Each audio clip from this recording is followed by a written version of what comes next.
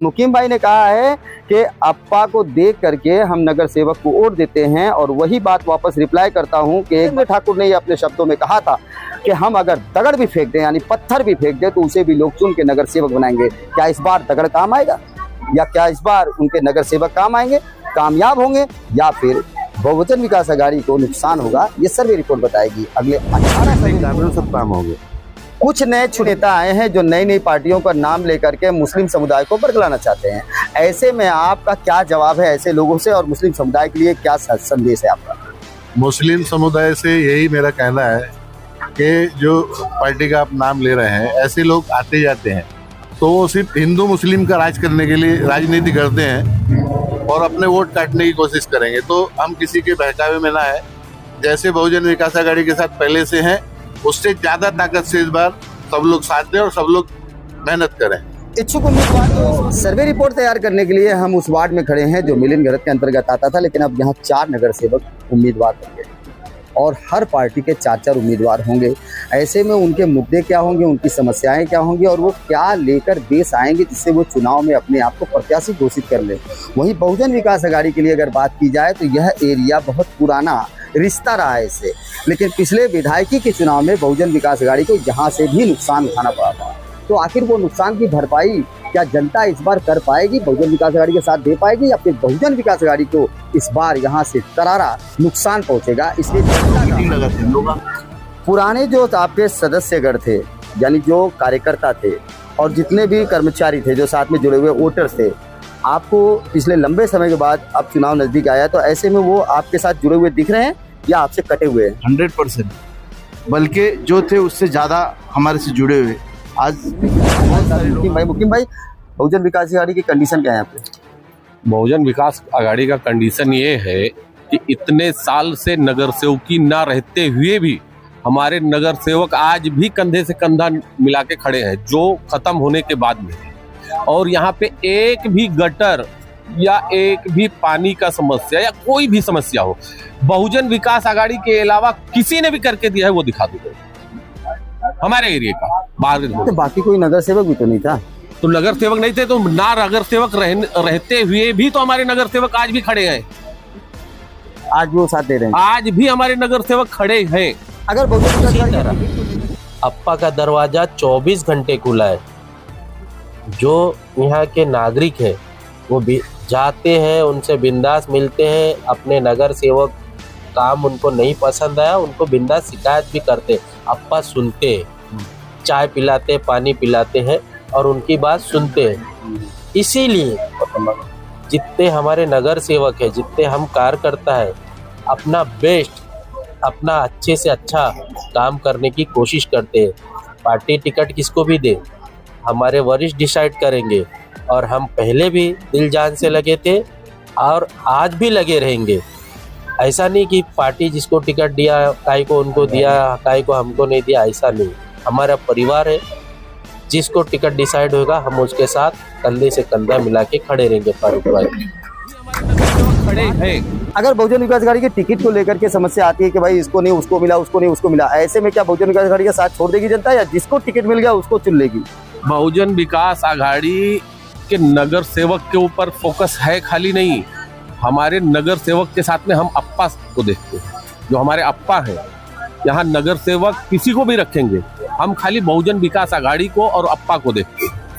अप्पा ने जिसको vote candidate दिया है उसको कोई भी रहने दो, छोटा रहने दो, बड़ा रहने दो, उसके साथ में हम लोग खड़े हैं। News live, the social media news platform. Please subscribe and share. नमस्कार दोस्तों, आप देख रहे हैं इंकलाब न्यूज़ लाइव में फारूक शाह, और आज हमारे साथ पूर्व नगर सेवक मिलिन गरत साहब हैं। साथ में उनके वार्ड में एक प्रोग्राम रखा गया जिसमें सैकड़ों लोग भाग लिए। प्रोग्राम चुनाव से संबंधित है, लेकिन ऐसे में ये सवाल उठता है कि पिछले लंबे समय से चुनाव नहीं हुआ, बहुत लंबे समय से यहाँ पर समस्याओं से ग्रसित थे लोग। कई सोशल मीडिया पर लोगों ने बहुत सारे सवाल उठाए, लेकिन चुनाव न होने के कारण बहुत सी समस्याओं का समाधान नहीं हो पाया। ऐसे में आज जो मीटिंग रखी गई है, उस मीटिंग का उद्देश्य क्या था, उसका मकसद क्या था, और क्या इस मीटिंग से बहुजन विकास अघाड़ी जो पुराने जख्म है उसे भर पाएगी, ये बड़ा सवाल है। इसलिए हमारे साथ मिलिन गरत साहब हैं, हम उनसे बात करेंगे। स्वागत है आपका सर। नमस्ते सर, आज जो मीटिंग रखी गई इसका उद्देश्य क्या था? बस अभी माहौल है सब इलेक्शन का, वो तो आप देख चुके हो मेरे को लगता है ये हफ्ते में या ये हफ्ते में ही शायद आचार संहिता लग सकती है, इलेक्शन का डिक्लेरेशन हो सकता है। तो उस बारे में अभी लोगों से हम लोग तो रोज मिलते ही है, लेकिन अभी माहौल बना है तो थोड़ा लोग बोले, यहाँ की पब्लिक ने बोला कि आप जरा एक बार आ जाओ, हम लोग मीटिंग लगाते हैं। हम लोग आज बहुत सारे लोग, आप देखते हो कि मैं समझो 10 साल से यहाँ पे था, मतलब 10 साल पहले 2015 में इलेक्शन हुआ, उसके बाद में 2020 में अपना पीरियड वहाँ तक था, उसके बाद में 5-6 साल में यहाँ के कोई भी लोगों ने बोले कि हम लोग मिलिंद दादा को मिलने गए थे और हमको मिला नहीं, हमारा काम नहीं सुना। जितना हो सके करने का प्रयास किया है। जो उनको मेन तो समस्या यहाँ के पानी की थी, वो तो प्रॉब्लम हम लोग सॉल्व कर दिया है आपा के माध्यम से, हमारे क्षितिज दादा के माध्यम से। जो बहुजन विकास आघाड़ी ने जो काम यहाँ पे होना चाहिए था वो किया है। मैं ऐसा नहीं बोलूँगा कि मैंने 100% काम किया है, ऐसा कोई नहीं कर सकता है। फारूक भाई, आप भी जानते हो कि जो काम होना चाहिए उसमें से 70%, 60%, 70%, 80%, 90% काम करने का प्रयास हमने किया है और लोग बल्कि खुश हैं। यहाँ पे मेरे साथ अल्पसंख्यक समुदाय से अल्पसंख्यक अध्यक्ष पद पर मुन्ना मुस्तकीम साहब हैं। मुन्ना मुस्तकीम साहब से भी 2 शब्द जानना चाहेंगे।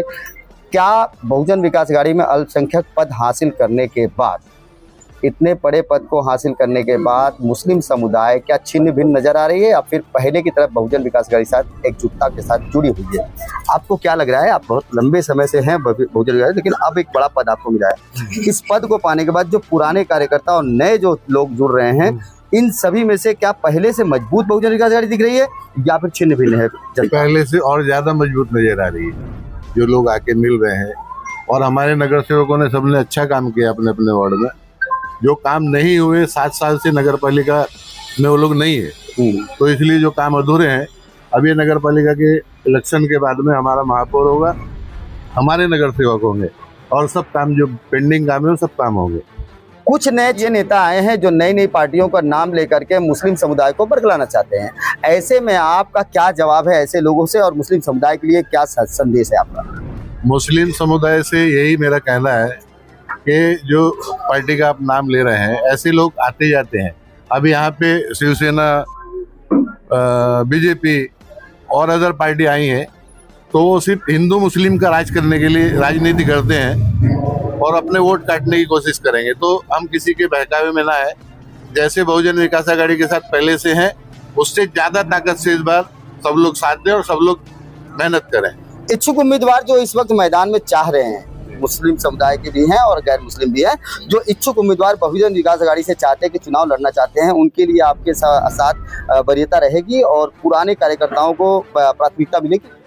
जितने पुराने और नए कार्यकर्ता जो इच्छुक हैं, वो अपने कल परसों में हमारी मीटिंग है, एक जो इच्छुक कार्यकर्ता अपने साथ में पाँच लोग को लेके आए, 100 लोग को ना लाए, 5 लोग को। ये जैसे साजिद इच्छुक है तो इसके साथ में से इस एरिया के 5 लोग आए। मिलिंद गरज साहब है, माजी नगर सेवक है, इनके साथ में 5 लोग आए। ऐसा 5 जो जितने भी इच्छुक है, वो एक वार्ड में भले 20 इच्छुक है, 10 इच्छुक है, सब अपना अपना आगे फॉर्म भरे और हमारे नेता डिसाइड करेंगे किसको टिकट देना है। मुन्ना मुस्तकीम से बात होने के बाद इच्छुक उम्मीदवार आप हमारे साथ में हैं। मैं आपसे सिर्फ ये जानना चाहूँगा, उम्मीद क्या दिख रही है? क्या दूसरा कोई यहाँ के वोट में हस्तक्षेप कर पाएगा या पहले की तरफ बहुजन विकास आघाड़ी का आप लोग मजबूती से दामन थाम के और कामयाबी हासिल करा के दिखाएंगे? पहले तो आपके चैनल के माध्यम से आपके लोगों को आपको शुक्रिया अदा करना चाहता हूँ कि आप टाइम निकाल के आए और आप अभी हमारे वरिष्ठ पालघर जिला अध्यक्ष मुन्ना भाई ने जैसे बताया, हमारे दादा ने, मिलिंद गरज साहब ने बताया, देखो काम दादा ने बताया 70%, 80% काम जितना होना चाहिए था ना, हमने उससे 110%, 10% बढ़ा के करने की कोशिश की है। और रही मैं इच्छुक हूँ, आज मैं यहाँ 20 साल से रहा, इनके साथ चला, सीखा, काम सीखा। आज मैं इस लायक बना कि मेरे बड़े भाई के सामने आज मैं बोल सकता हूँ कि भाई मैं इच्छुक हूँ, उनकी कोई नाराज़गी नहीं है। बहुजन विकास आघाड़ी के परिवार में जिस तरह अपन स्कूल में जाते हैं, स्कूल में एक क्लासरूम होता है, क्लासरूम के अंदर टीचर एक मॉनिटर बनाती है सब के ऊपर निगरानी रखने के लिए। ऐसे हमारे अप्पा साहब यहाँ है, सब हमारे सबके टीचर हैं। और जो नगर सेवक है हम लोग खाली मॉनिटर है। अगर हम लोग कुछ काम नहीं करते हैं तो जिस तरह अपन लोग स्कूल में पढ़े हैं, बच्चे लोग डायरेक्ट टीचर से बोलते हैं टीचर ये मॉनिटर हमारे साथ ऐसा कर रहा है, उसी तरह अप्पा का दरवाज़ा 24 घंटे खुला है। जो यहाँ के नागरिक है वो भी जाते हैं, उनसे बिंदास मिलते हैं। अपने नगर सेवक काम उनको नहीं पसंद आया उनको बिंदास शिकायत भी करते, अप्पा सुनते हैं, चाय पिलाते, पानी पिलाते हैं और उनकी बात सुनते हैं। इसीलिए जितने हमारे नगर सेवक है, जितने हम कार्यकर्ता है, अपना बेस्ट, अपना अच्छे से अच्छा काम करने की कोशिश करते हैं। पार्टी टिकट किसको भी दे हमारे वरिष्ठ डिसाइड करेंगे और हम पहले भी दिल जान से लगे थे और आज भी लगे रहेंगे। ऐसा नहीं कि पार्टी जिसको टिकट दिया काई को उनको दिया, काई को हमको नहीं दिया, ऐसा नहीं।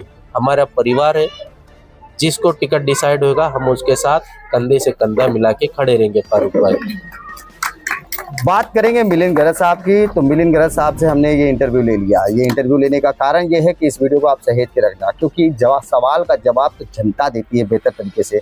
जनता बताती है कि जनता का रुझान किधर है और क्या उनके अंदर अभी भी वो चाहत मौजूद है, वो मोहब्बत मौजूद है, और क्या वाकई में किसी और के आने से जनता के स्वभाव में फेरबदल नहीं हुआ है, ये देखने योग्य रहेगा। तो हमारी सिटी सर्वे की रिपोर्ट जो हमारी जारी होगी वो पिछले महीने भर के अंदर 10 रिपोर्ट जारी होगी और हम मिलिंद गरज साहब के वार्ड के अंदर के एक सर्वे रिपोर्ट आप तक पहुंचाएंगे, जिसमें आपको मालूम पड़ेगा कि आखिर मिलिंद गरज साहब की जो मेहनत थी और उनकी चाहत थी वो बरकरार है या नहीं। आप देख रहे हैं इंकलाब न्यूज़ लाइव, मैं फारूक। अगली खबर प्राप्त करने के लिए चैनल को सब्सक्राइब करें, लाइक करें और शेयर करें और सपोर्ट करें निःशुल्क पत्रकारिता का। जय हिंद, जय महाराष्ट्र।